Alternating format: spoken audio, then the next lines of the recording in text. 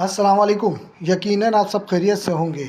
आज हम आपको दही बनाने की रेसिपी बता रहे हैं, वो भी खालिस और लजीज उम्दा दही, मज़ेदार दही। उसके लिए सबसे पहले आपको चाहिए कूंडा मट्टी का। ये है कूंडा, इसको धो लिया हमने, साफ़ तरीके से कर लिया है। ठीक है, इसके अंदर आप डालेंगे दूध, गर्म दूध। ये हमने ज़रा सा ऊपर करके डालते हैं इसको, ताकि टपोट जैसे कहते हैं ना जिसको, उस तरीके से।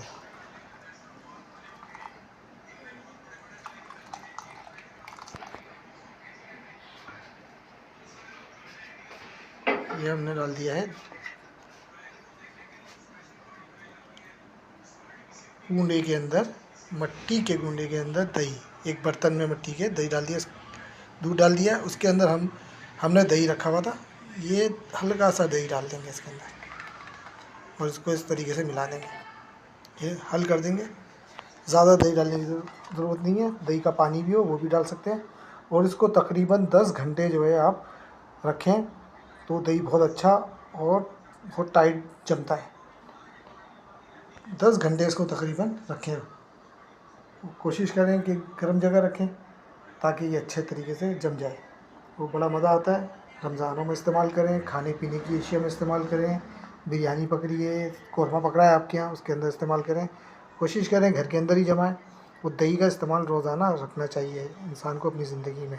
अगर अपनी सेहत का ख्याल रखना है तो दही का इस्तेमाल लाज़मी रखें। दोपहर में तो ज़रूर खाएं दही। ठीक है, यकीनन आपको समझ में आ गया होगा दही सब जमाने की तरकीब, कितनी आसानी से ये दही जमता है। और इसको हम रख देंगे और ये दही समझो बन गया। सही है आपको। ये देखें, हमने मट्टी के बर्तन में जो दही जमाने रखा था वो दही जम गया।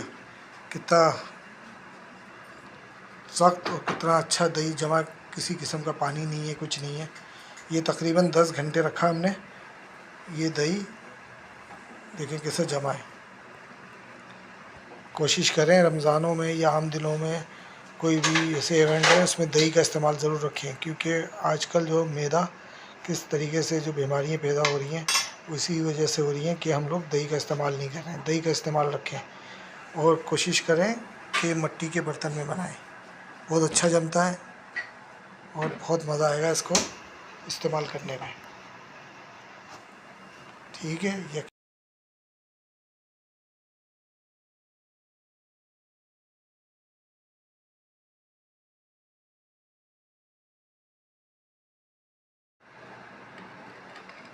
ये देखें कितना अच्छा कैसा जमा है दही।